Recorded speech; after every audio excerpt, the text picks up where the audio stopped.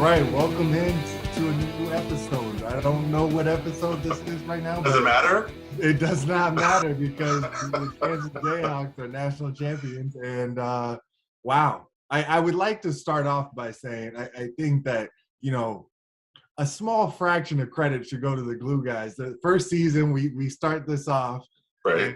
and here we are, national champions. I mean, we're 100%.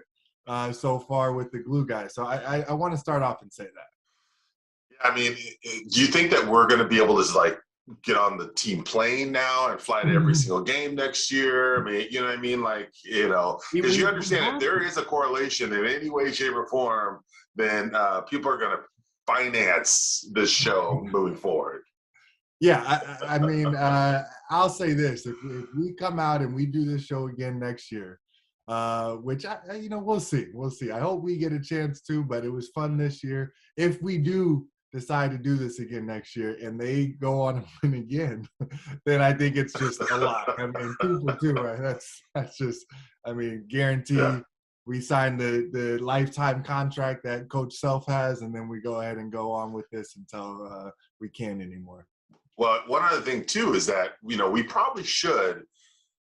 Maybe we shouldn't, but we probably should pat ourselves on the back a little bit, because if you think about it, early on in the year, you had some really great advice for McCormack.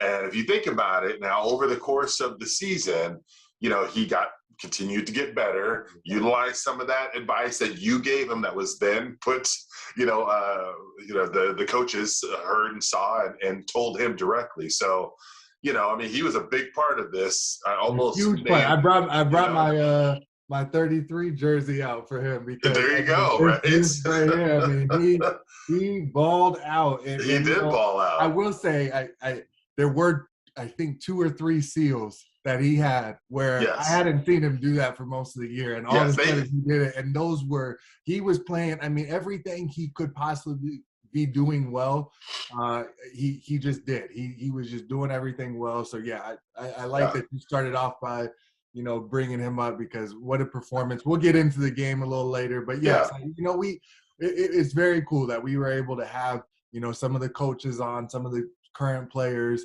and there are, you know, I get in texts from the coaches like, hey, you know, we talked to Dave about this, we talked to Mitch about this, and it's kind of cool, you know, that we were able to be a part of it from Portland and Arizona. You know, so.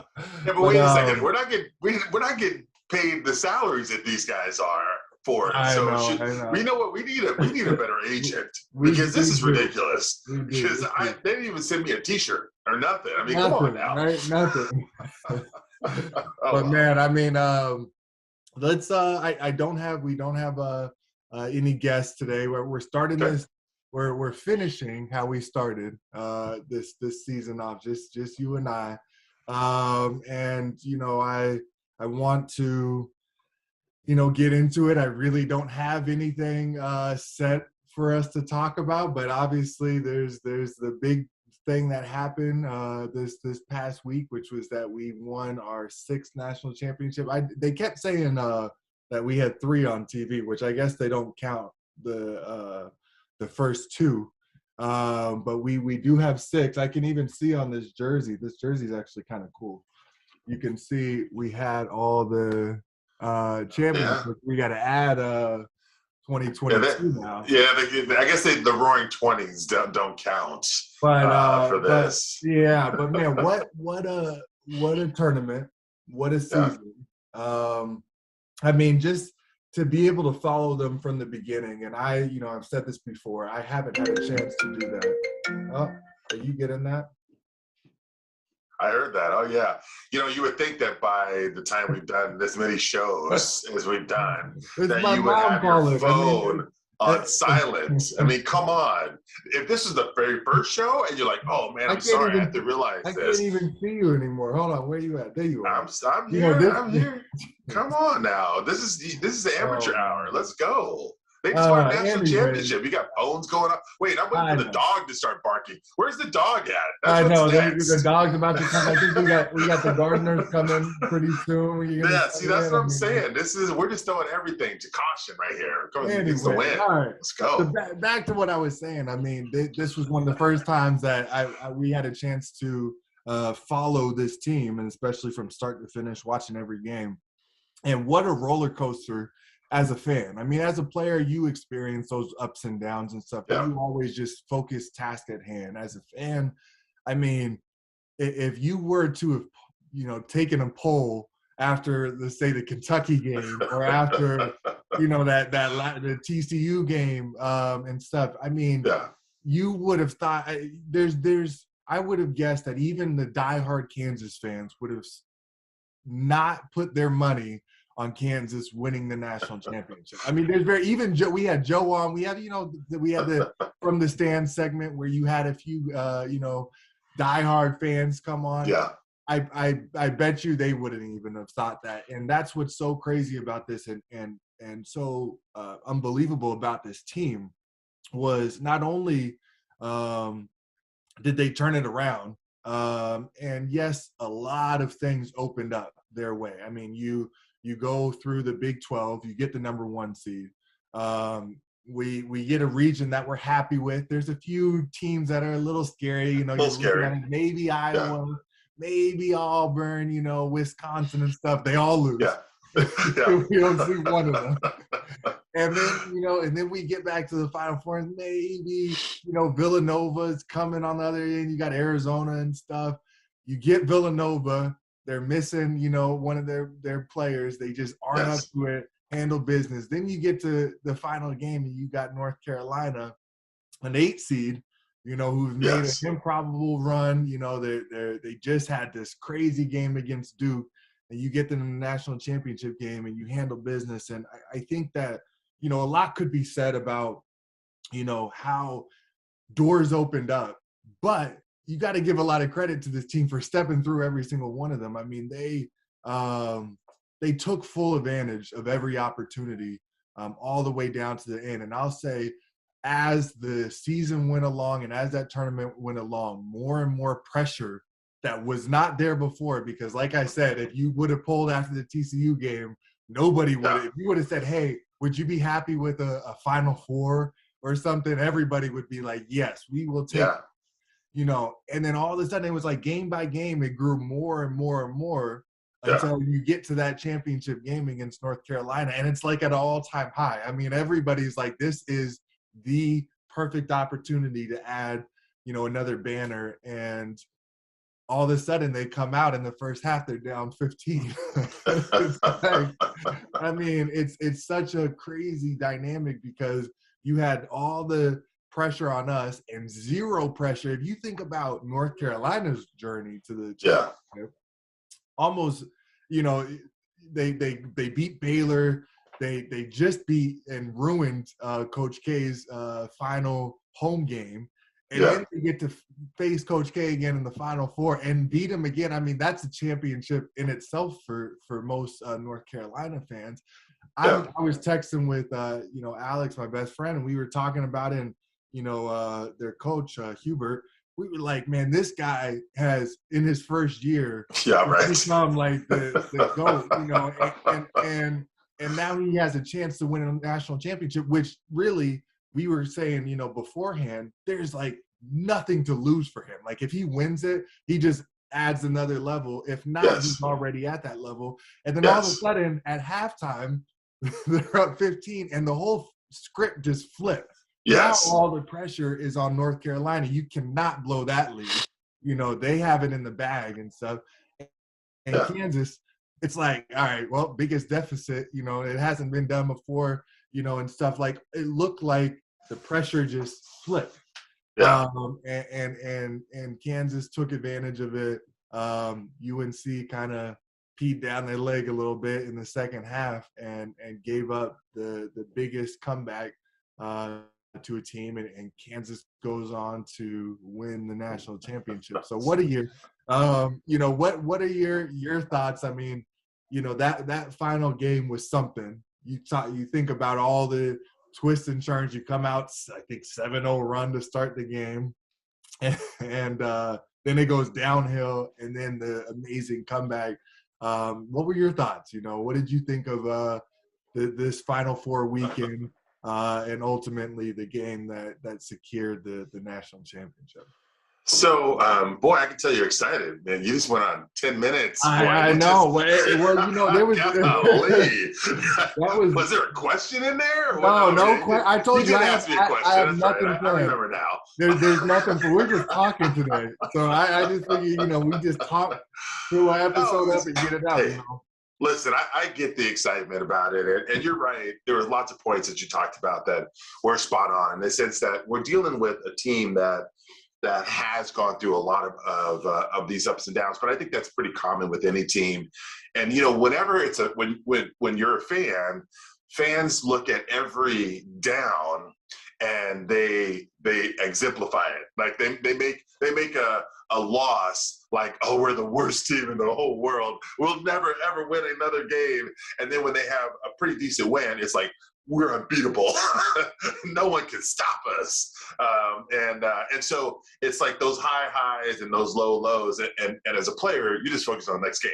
Like, who do we got next? Yeah, that's fine. Let's just, and if there's ever multiple negative games in a row, that's when those player only meetings happen. Right? That's when it's like, no, coaches, let's start figuring this out. Yeah. But the bottom line is that, we always knew that the pieces were there, right? I mean, we always were like, okay, well, in the perimeter, the guard play and all that, we've got all these pieces, but for whatever reason, there are lots of times throughout the year, they weren't able to put all the pieces together. So whether it's Remy and him being kind of in and out, and is it injury, is it not?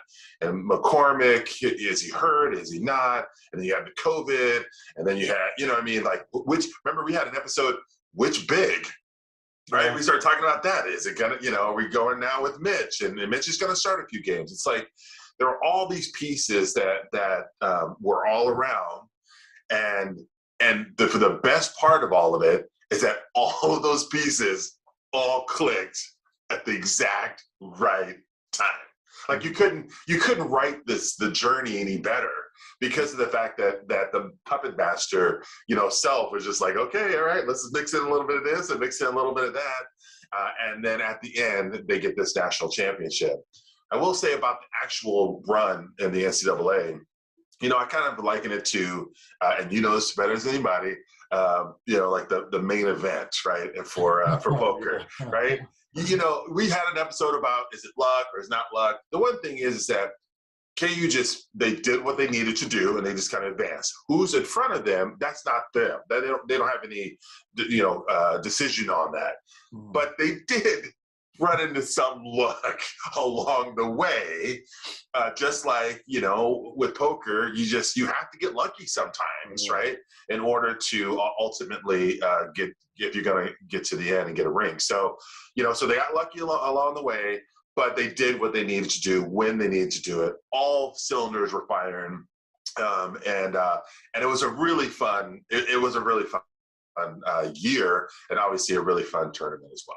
Yeah, and I think that the analogy with the poker tournament and main event is a good one because you take the best player in the world. If you took Phil Ivey in his prime and put him in the main event, he still doesn't always win. I mean, that's a huge field, but there's a factor of luck that's involved. You have to play well, but it's not all about just playing well. But they handle business, and then what you said about how KU fans, just blow things out of proportion sometimes. Yes. It happened in one game. We saw the whole season happen in one game. No, I saw. I was following on Twitter. 7-0 run. I mean, you got a perfect start. If you think about the start and how we came out, I immediately thought this was not going to be a close game. I thought North Carolina they used all their energy in that, in the motion. And somebody I was watching in the pregame was talking about, there's mental, there's physical, and then there's emotional. And when you got that kind of game against Duke, Coach K and all that comes along with that, that takes an emotional toll on you. Yes. And, you know, I kind of fed into it. I was like, yeah, that's true. I mean, I remember what it was like, and I get that. And then you add now that you 2 days later are playing for the national championship, and they get out to a 7-0 run. I'm thinking, game's over. And you know what really made me think that was that first loose ball where David McCormack completely beat the whatever Bacon or whatever his name is to that first loose ball. And that was something where if you look at the past and how just games feel and stuff, when you set the tone and get off to a good start and you're, you know, out hustling the other team too, it's usually a recipe for this game's not going to be a close game. So I immediately thought this was over. Then I'm sure, you know, KU Twitter thought that too. Then all of a sudden it just like went night and day. I mean, you know, we couldn't get a shot that seemed to be uncontested or a good shot. We looked less physical, and all of a sudden, you know, what started creeping back into my mind was the Kentucky game. I mean, it looked like the Kentucky game. They were just more athletic in certain spots and situations. You know, we couldn't get a shot off. It seemed like they were blocking things on the offensive end. They were getting every single offensive rebound.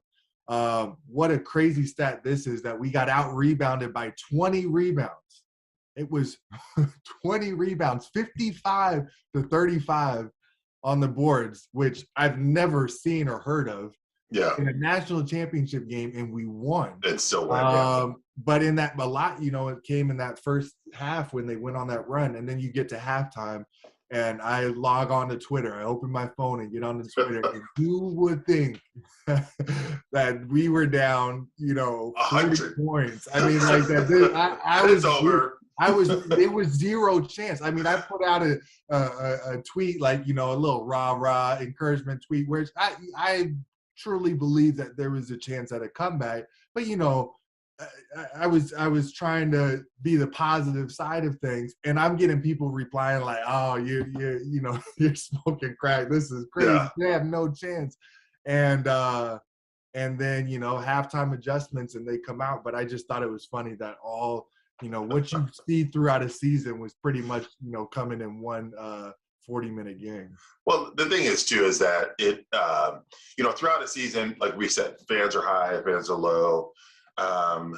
But when you're this close to putting up another banner, it almost even becomes even more hyped. And it becomes like, you know, to the point where you just, every shot that goes up, you're just like panicking. I bet people, you know, who are nail chewers probably bit off everything that they had, you know. But let's talk about the game itself a little bit, in a sense of you know, you talked about the beginning, the start, and it felt like right from the beginning, the way I thought it was going to be, I didn't think it was going to be a blowout, but what I did think was that KU was going to be a wire to wire. That's what I thought. Yeah. I thought KU was going to be in control. There's going to be some close runs, but for the most part, kind of like the Villanova game. I thought it was Villanova all over. Yes, and you know, and so I thought that's exactly what I was thinking as well, especially when the kid Manic, right? Who got him, and he looked. I thought we were watching UFC. I was waiting for the one official to jump on there, you know, and call it. No, his legs buckled and stuff. He was out, right? And I actually thought, you know, just this dad in me. I thought somebody should have taken him to the side to take a look, you know, just to make sure his championship game, you don't take a look at anything. For a young man and his health. Oh my God. You can put up with you take him out for a few minutes and at least have somebody evaluate. David McCormack is a large human. And when he came through, that was a direct blow with that elbow to his temple or whatever it was. And so, and he looked dazed and confused. So I just felt like, take him out for a second, just to double check, make sure he's okay, and then get him back in the game if everything checks out. But anyway, So that happened. It just felt like the energy, everything was on KU side. Then all of a sudden, a couple shots didn't go down. They started to really not do what I think is the best part, in my opinion, of this team, which is defense, turning into transition and getting down the floor and getting some buckets, because they're just so good at that and that transition, and so I felt like they got kind of stagnant a little bit. There were a couple times when there was a lot of standing sometimes on offense, where they would throw the ball in and David would kind of slow down and kind of dribble, a little bit too much, and he wasn't really having his head up during that part where he was really trying to see if somebody was open. And so it just felt like everything kind of came to a standstill, that KU was not playing Kansas basketball any longer. And then, of course, getting destroyed on the boards, and they were hitting everything. And so you put all those combinations together, and that's where you get this deficit. Now, I was just like you in the sense that I didn't turn it off and say, okay, this is over with. It's always concerning. But I remember thinking at that time that you got Hall of Famer Bill Self on one side, and you got first-year coach Hubert Davis on the other side. And that's a huge part of it. That is a huge part of it, right? Because Davis is probably in there, if we had a camera on the wall, he's probably just going, hey, keep doing what you're doing. Right? keep doing what you're doing. He's all right. Yeah, he's going around and he's high-fiving everybody. Yeah, we got this. We got this, right? We got this. Instead of, it's 0-0. Yeah. Mm-hmm. Instead of, hey, listen, I know that this didn't work this time, or it worked this time, but you got to watch out, for this. You know what I mean? I don't know if that's what the situation was or not. But that's my thoughts. That's how they probably came what out, happened. and it seemed like that's how they came out, and it unfolded. Yes. But yeah, and then Coach Self is on the other side. Coaching them up. Yeah. He's coaching them up. And so here's the other thing too, is that, and they said it a little bit on the broadcast, is that when you are down by 15, 16, 13, 14, whatever it is, with 20 minutes essentially to go, it is not about trying to get all the points back right away. So they did it exactly. This was a master class on how you come back from a deficit. You just chip away. You put together these mini runs, right? Where it's a 6-2, it's a 7-1. You put together, and then before you know it, you're back in the single digits, and then it's a regular game again. So it was super fun. It was I was texting with people and stuff. So it was an engaging game, and obviously KU came out on top.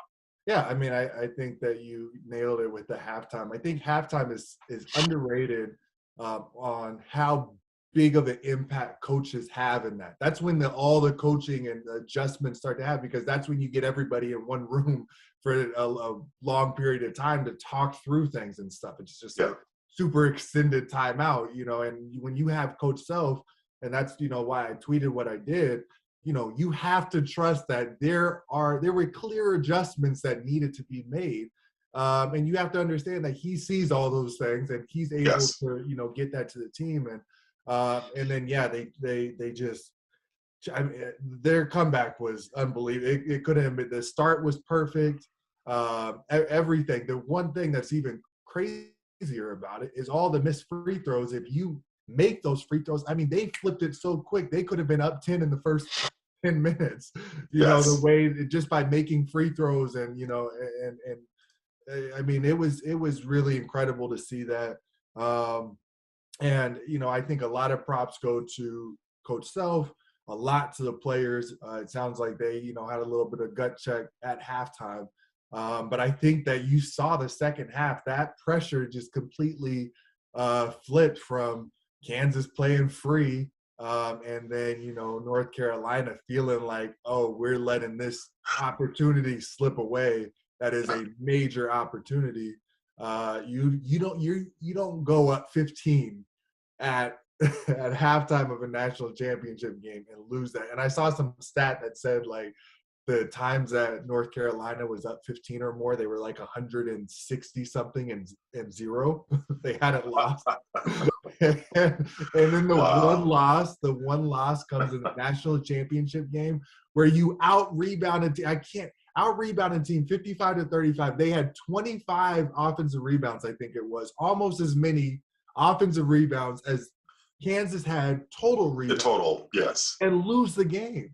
I mean, that's the amount of possessions that is just throughout a game. You have to be so, I don't want to say bad, but it was bad. You have to be so bad. Okay, it's just us. Just two of us. I mean, you can't, that stat alone is, I've never in my time playing basketball, and you've been around basketball more, you've coached, played, all Yes. that. Have you seen a game where a team has statistically been that far ahead in such an important category and still lost?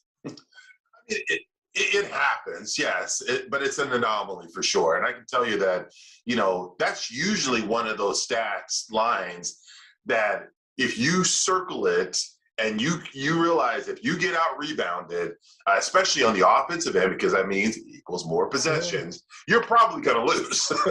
so it's an anomaly, but it tells you also that yes, they didn't do a very good job of crashing the boards, and there were some times when they played when Self decided to go small, and so it took out all the bigs really, and so you're gonna give up a little bit there as well. But basically, it shows you that there's either a combination, there's either one of two things or a combo. Either North Carolina just didn't take advantage of those extra possessions and were missing a bunch of shots, or Kansas defense is actually pretty dang good. And I think it's a combination of the two. Yeah. Well, let's get into the end of the game now. So they, make this comeback. There's a few minutes left, and, it's kind of going back and forth. And something that we had mentioned earlier on in the year was that, Coach Self plans ahead. Yes. That's what he does. He uses the season for moments like Monday night. Yes. When you have a chance to hang a banner. And as weird as it was at the time that he was going into David McCormack. To David, right? We talked about it. In the middle of the season where he was struggling. I mean, we were getting, and he was, it sounds like battling with some injuries and stuff, but, he just wasn't, the rhythm wasn't there. He was struggling. And yet Coach Self was like, we're going to take this opportunity in a pretty big game at the time, but not anywhere near what it could be, to try some out of timeout, stuff, some situational stuff, some end of game stuff by going into David McCormack. And afterwards, a lot of, why this, why that? Well, national championship time, he goes right back to it. And, David delivers. And, I think that speaks a lot to the fact that Coach Self sees things a lot differently than the average fan, and knows, where he needs to get production from in big situations, and wants to try that out. I mean, even me, who I was not a scorer. There were situations where he was, throughout the regular season, going to me at the end of the games with play calls and stuff. And, it's interesting, but there's something to be said about it. And I think that he sees that when it comes down to the end of big games like that, having that inside presence where you could throw it in and get a shot that's close to the hoop or create from there is so important. And, obviously David delivered, but a lot of credit has to go to the fact that Coach Self sees things a lot different than most normal fans do in those situations. Well, that's why he's a Hall of Famer, right? And so I have a question, and I want you to answer with one word. Okay. When Coach Self calls a play for you, and it's late in the game, and you may not have been involved in the offense or very much throughout the game, but it's late in the game, and he calls a play, says, "Hey, we're throwing this in Lando." One word. How did that make you feel? I would say excited. Okay. I would say excited. and the That's reason more than why. one word. That's it. So that was all I wanted, was one word. Oh, okay. I thought you wanted an explanation. Go ahead. Yeah, keep going. No explanation. I'm excited. I'm excited. Yes, go ahead. Yes, right. And so there's a few words that I was looking for that I thought you might say, which is excited, or that you felt a confidence, a trust, something like that, right? Because for David to when he was struggling earlier in the year, to have coach say, "Hey, I'm calling your number. We're going into you," and we were all like, "Well." Time he had a chance with Brown, or he had a chance with Ochai, and he decided to go right in. And we talked about it. This is him giving that excitement, that trust, the confidence builder into him now, so that if and when we need you late in the game, we need that 6-foot jump hook. We need that bad boy to go. And then he absolutely delivered. So it was again, this is the reason why he's the Hall of Famer. And sometimes, one of the things I've learned about Coach over the years, kind of being around him, because of your time there, is that Coach Self will do whatever he thinks gives his team the best chance to win, and he can give a rip about what anybody thinks about it. I don't care what he doesn't care. I don't care. Whatever you can say on the radio, every fan can hate me. I don't care. But I'm going to do what I think gives our team the best chance to win, and that's what he did this week. Yeah, and you feel it as a player too. As a player, you want that, because then no matter if it's you, no matter if it's somebody else, whatever it may be, there's no outside thing influencing his decision other than he wants to win. So yes. If he's going to you got some confidence from him, and yes. and I think that if you remember when Nadir Tharp was on earlier in the season, he talked about the shot he hit against Oklahoma State. And when Coach, went to him instead of some of the other guys and said, this is you, and he was like, smacked him on the ass and sent him out there. And Let's he was go. like, all right, like, let's do this. Like, I think that's huge, David answered the call big time. I think that some things definitely broke our way. You got the injury, with the him re-rolling his ankle again at the end, which was unfortunate. And then, which was surprising because we didn't take advantage of that. Well, can we talk about that for a second? Can we talk about that? I forgot that even happened until I mentioned it. But yeah, that was crazy to me that they. So what are your thoughts about how that was handled? Well, I mean, it was the honorable thing, I guess, but like I would 100. It was hilarious. Alex sent me the meme. You remember that commercial for the what was it for? It was that guy who he was in the game and the ball goes out of bounds off of him, and the ref calls it the other way, and he goes to the huddle and he says, "No, coach, that was off of me." And all his teammates were like, "Oh, why are you doing it?" He's like, "Nah, it was off of me." And it was like, do it the right way or whatever. Yeah. And I mean, it was odd in the national championship game where you have a situation where that is the most important possession of the season, and you have a 5-on-4. Like, I don't know what was going through that. Maybe they thought like the refs are supposed to stop it in that situation, but no, I mean, it's a play on. And I was yelling at the TV, like, what? Go! Like, I don't know what coach was saying to them, but it was so odd to not see them attack because, I mean, that was a situation that was, I think that at the time up one or something like that. It was still a close game. And that was shocking to me. I mean, obviously, looking back on it, we still won the game, and it's like the nice thing, honorable thing, or whatever. Yes. The guy goes down, and you give him a chance to come back and restart. But like that was as soon as he's down. I know, like Frank. If you think I was thinking back to Frank, I'm like, if that's Frank right there, that's coast to coast. He is going. He won't even make it past the free throw line on the other side. By the time a shot's going up, on our end. But, I mean, it didn't impact the game, I guess. We still won. We still scored that possession. But what's crazy about it isn't that the possession – so he comes out, and then So then, yeah, David ends up scoring the jump hook over Manick, who then was forced to guard him.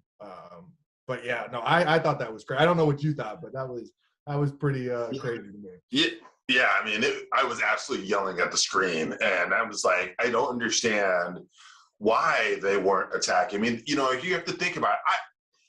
In hindsight, because they won the game, you could be yes, okay, I feel, that was very nice of the young man to not do that. It was like, hey, come on, come on, you coming? So we can, but there is a reason why those are not blown dead immediately, right? It is your opportunity it's part of the game. It is your opportunity now to try to attack the basket, and not until they kind of backed out and there was no advantage anymore. Essentially, that's when they blew the whistle. So, I was super surprised that they didn't. But if they had taken a quick shot or a bad shot, they could have missed it. And next, you know what I mean. And then that's an interesting possession, but a super important one. So you go back to they got a good shot with David against Manick, but I mean, I'll take 5-on-4 any day. Well, right, but it also feels, I think the reason why, who was it that pulled it out? I think it was Harris. I think Harris had it on the way. So it almost felt like he was confused. Like, what do I do? Do I keep playing, or do we, what? Are we going to blow it? You know what I mean? So it just felt like he may not have made the right decision because he was so confused at the time. Like, because you guys don't practice that, right? No, like, if but there's but that's the thing. We do a 5-on-4 type drills, where somebody has to run and touch the baseline, and then they're trailing the play on defense, so you have to go 5-on-4. So we do a lot of practice against that kind of stuff. And, I thought it was interesting, not only because we practice it, that they didn't go in transition, but then he's hobbling back. Okay, you gave him a chance. He's getting up. The guy, it still hasn't been blown dead, and you still have the advantage until, I guess, he's in position and nothing has happened. He's like crossing half court, still hobbling, clearly hurt. And I'm thinking, like, who's this man? Like, who, if you're David or something, go set a ball screen, do something to create some kind of movement where they can't blow the play dead, because you want to keep it going. And it's something that, like I said, there's a specific drill. You either start 4-on-4 or 5-on-5. And the coach will throw it to the baseline, and whoever's man he throws it to, the guy on defense has to run and touch the baseline. Got it. And then come trailing. So you have maybe 5, 6, 7 seconds on offense before he's even back on, to help. Yeah. And so, I mean, in hindsight, we won a national championship. But that was definitely a situation where I thought that was a little odd. And it is tough, because you did make a good point. In that situation, you have so many things going through your mind, and every possession is so important that you just don't want to make a mistake. You don't want to make a mistake. A situation that gets thrown, and if you're unable to immediately process what's going on and react, or you're just a few seconds slow and you second guess yourself, like, I don't know, that's enough to, in a situation like that, from the home, you're thinking, oh, it's obvious. But I'm sure a lot of those people that were yelling at the TV, you hand them the ball with whatever was 40 seconds left in the national championship game, up 1. They may also pick up the question. Hey, it's no different than seeing the hole cards in the main event. I'm like, why aren't you showing all in? This doesn't make any sense. He got nothing. Can't you see that? It's the same thing. I can tell you, man, it just, one of the things that hit my mind right at the time was, I hope that this does not come back if they were to lose to haunt Harris, I guess it was, with it, because what would have came back? Fans. You know what would have came back? Not that play. I think play? You're forgetting what the main one is. Stepping out of bounds? Stepping out of bounds. Oh, yeah, right. That's the one. The first one would have been all forgotten. It was the fact that he caught it like that's the last thing you do in that situation. You're taught stay away, just stay away from it's just an extra defender in the first place. Do not catch it near there. And when you're up 3 and all you have to do is just catch the ball and hold it and get fouled. They have to foul you. So there's no reason to dribble around anybody. They have to foul you. Yeah. And he made the decision to catch it and on the run, which probably wasn't the best option for the guy inbounding it to throw it to him. But he did catch it on the run and take that dribble and step out of bounds. And I was thinking, oh my God, if the way March Madness is too, right? I'm like the way this just happens. I mean, we're setting up for overtime now. Like that's what I was thinking. It goes from, I remember the funniest part was logging into Twitter and seeing all the tweets start streaming in after we were up 3 and we had the ball and they missed that shot. We had the ball. It was like national. It's over. Like, I saw all of my former teammates tweeting like, oh, I can't believe we did it. 2022, this and that. All prematurely. I guess they even stormed the Allen Fieldhouse floor when that happened. And they're like, okay, back in the stands, everybody. Back up. Hold on. But you see a video and they were playing it on the Jumbotron and everybody who, they all stormed the court, but you can't see it when you're in the middle. So then you see this big circle because everybody's like backed up now trying to. That's so funny. But it was just like, oh my God, like this can't be happening right now. And, if that shot, which I'm not going to lie, it looks like it was good. I know it came up way short, but just the way everything goes. And he traveled on the play, first of all. He shuffled his feet before the shot, but that's, you can't call that at the end of the game. Shot goes up, and I'm just thinking like, oh, this is overtime. And then it comes up short.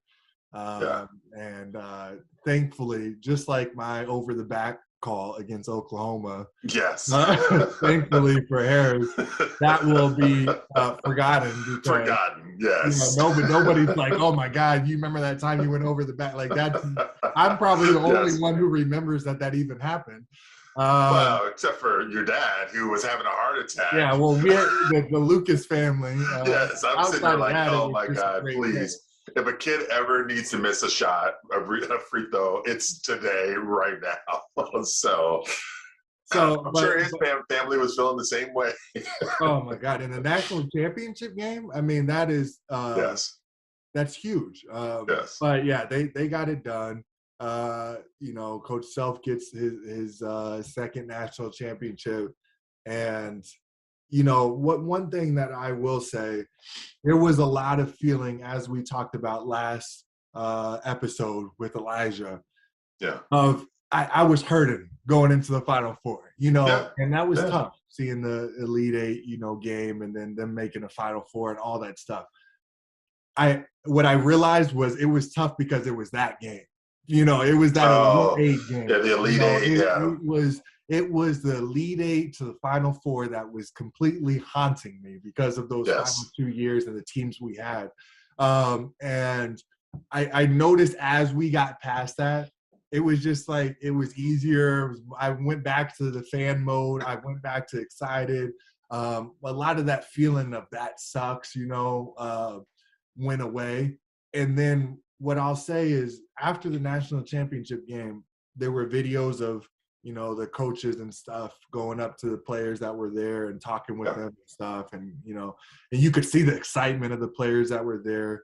I'm getting congratulatory texts from random people. You even told me. And at first I'm like, why are you congratulating me? Like, but there's a sense of pride of being a part of something. I played at Kansas. Kansas won this year's national champ. They're the best team in the country, after the tournament. And then the one thing that really stood out to me was right after the game, about 15 minutes afterwards, I started getting I was getting texts from other people. I got texts from the coaches. And I thought how incredible that during a time where all the, you got to think about, you just won a national championship. There's so much going on. And to take some time to send, a nice text like, hey, this one was for for you and the teams you were a part of, and this and that. Yeah. Personalized text. This isn't some mass text. This is just, we text back and forth. This is, what's up, Lando, this and that, Yeah.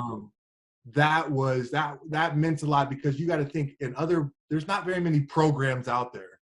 Yes. You could graduate from, let's think of some of the schools I was looking at: Washington, Cal, Arizona is a good school, but let's just say I went to Cal or something. Yeah. Once you leave a program like that, yeah, you're still remembered to a certain extent, but it's not that same feeling. If they go on to win something, they're not thinking, let's text some guy from a team 6 years ago. Yeah.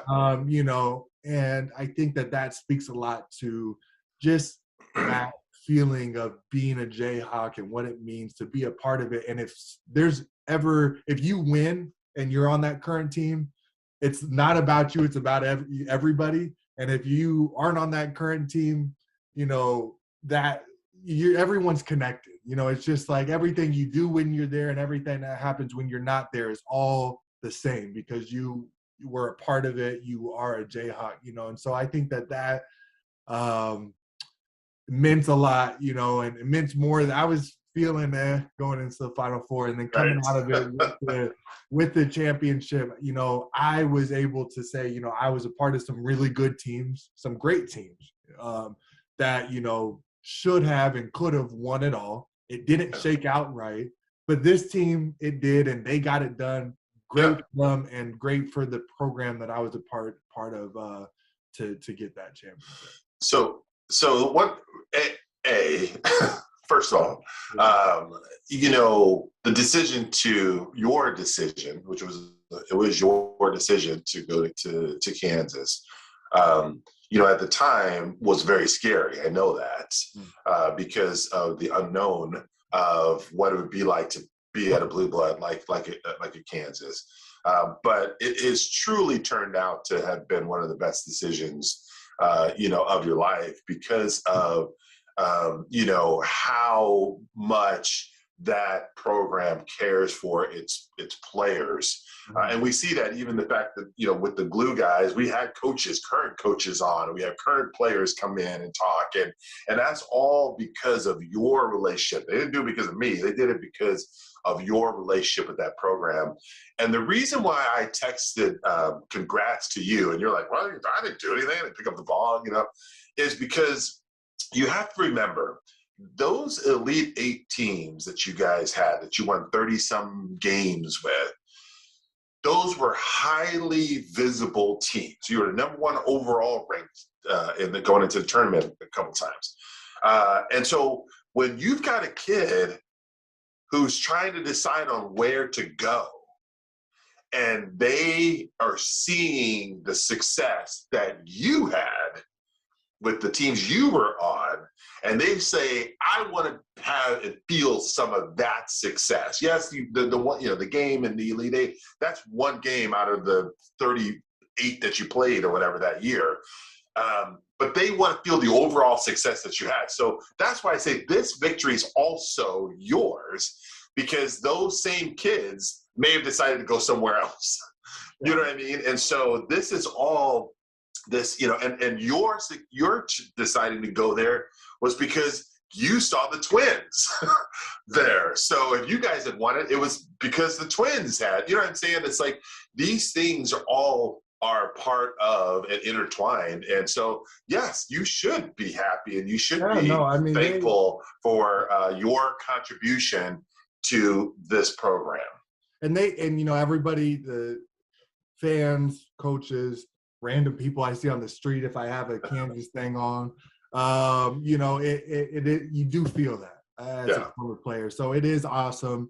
I will say I as happy as I was, I did also feel like I wish I could have got a chance, because one thing that stood out to me, that this is what I loved, was, and you can kind of relate to this, as glue guys, we do the small things, and the small things throughout the season don't really mean a ton. If it's a Big 12 game against, whatever, TCU, whatever, they may, we had some writers that would bring attention to it, which was nice, or, coach, but there's nothing like the importance of a tournament game, and the deeper you make it, I remember feeling, you know, even once you get like Sweet 16 and stuff, every possession, you have a possession that just, you get a rebound, crowd goes nuts. You know, you set a good screen, crowd goes nuts. And then I'm watching them, you know, in front of 80,000 people. And I'm thinking, like, just to set a good screen and get a rebound.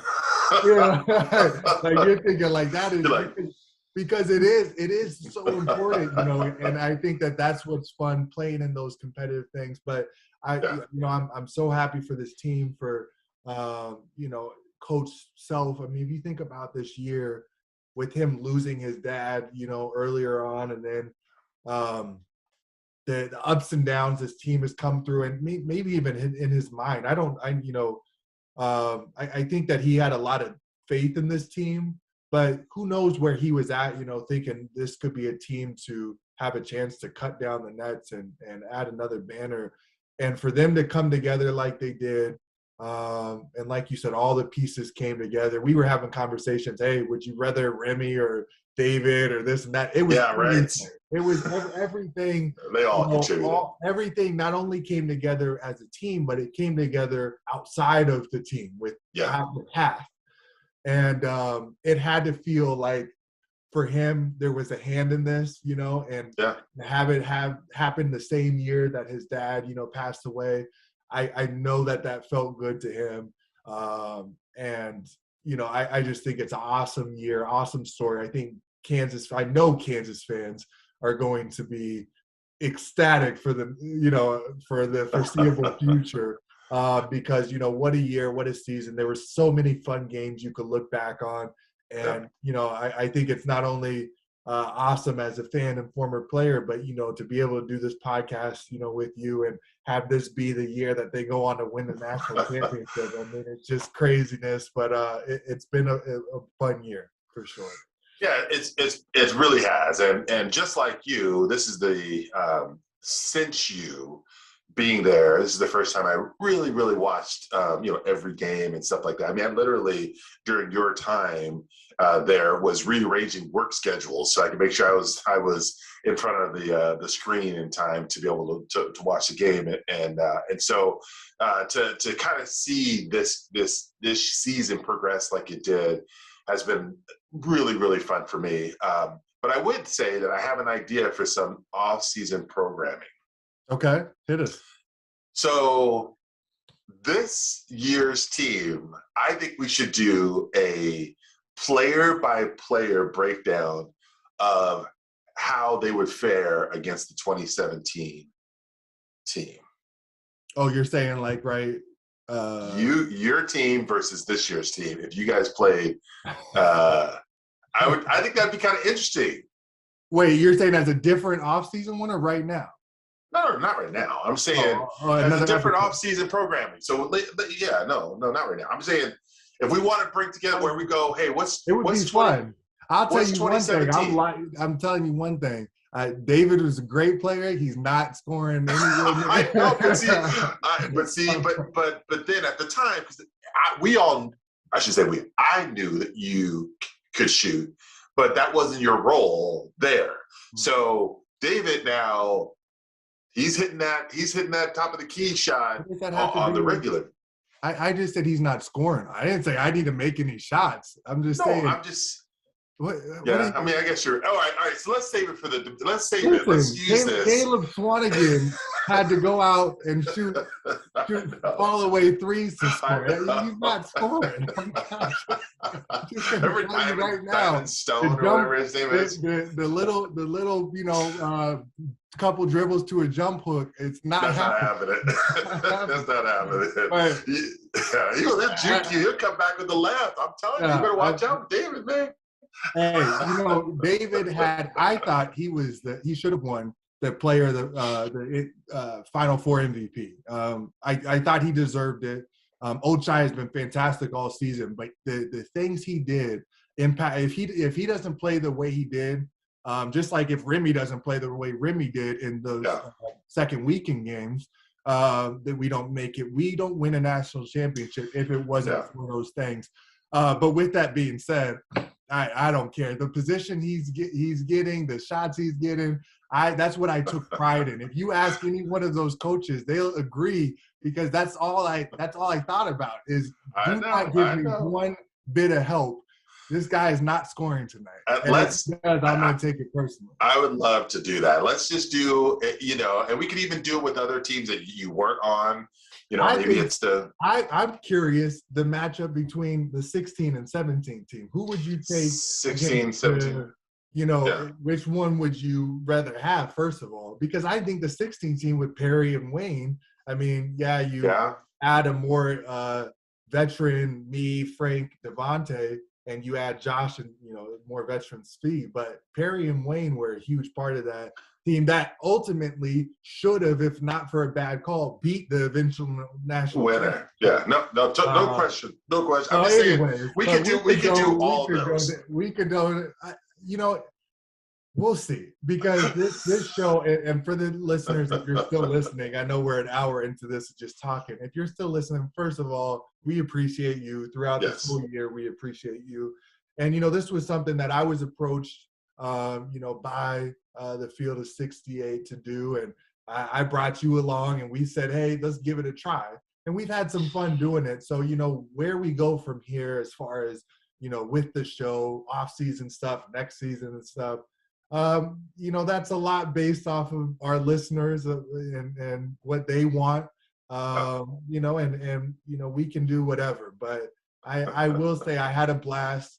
I'm not a huge fan of the hosting part of the show, but as far as just talking basketball and talking basketball with you, I mean, it's easy for me. So I enjoyed it. If the listeners want us to do some more, I'm happy to do some more.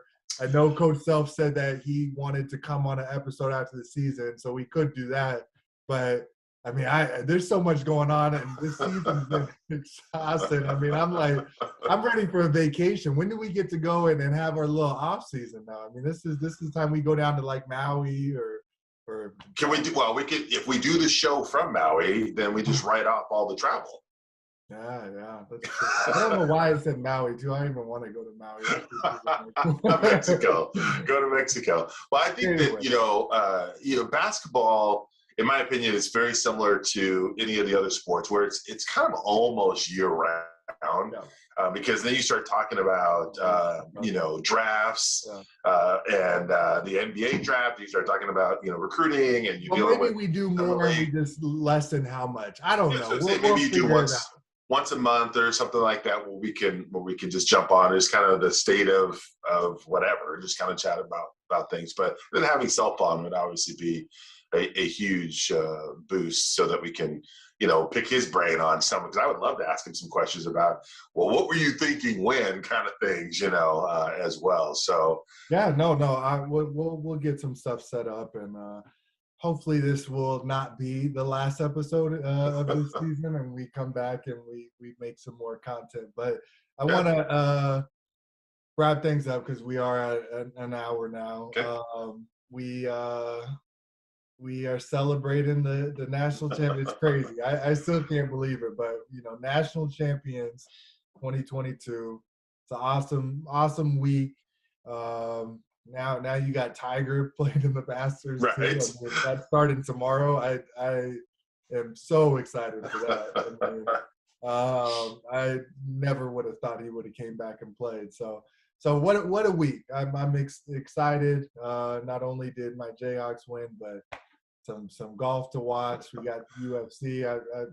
I'm very happy right now, and it's been awesome to do this show with you, and to have just a small hand in this season. But it was fun. Yeah. No, listen, anytime I can hang with my son, I always will enjoy it, and I will do that wholeheartedly at any time that you need. So I enjoyed it as well. And I have to live vicariously through you, because I'm a Duck, and Ducks have not had any national championship banners hung in anything.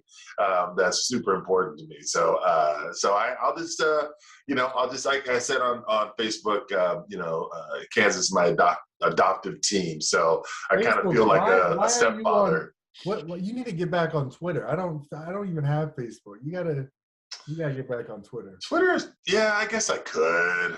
I just do Facebook because that's my work. I use it to work, and I it's like it's just Twitter's like a newfangled thing. I don't mess with that. You young whippersnappers can have Twitter. I went back and saw your first tweet ever. Do you remember what it was?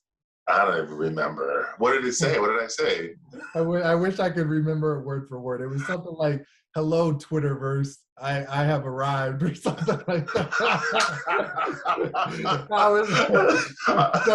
So clearly, I mean, you had yeah, that was 10 years ago or something like that. And I've probably tweeted like 6 times since then. so it's funny because they arrived. Yeah, I haven't arrived. But it's funny because the glue guy in the little deal, it has your Twitter. And they're like, I'm not even gonna put Richard's in there because they don't say crap anyway. So it don't matter if you know what his is. You don't need to follow me because it's nothing. So that's right. Anyways, all right. Yeah. We'll let people go. We'll let them go.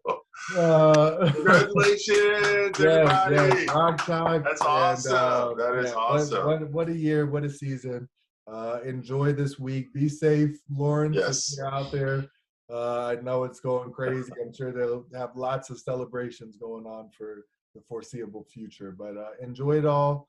And I don't know when we'll be back, but eventually I'm sure we probably will. So thank you for listening. And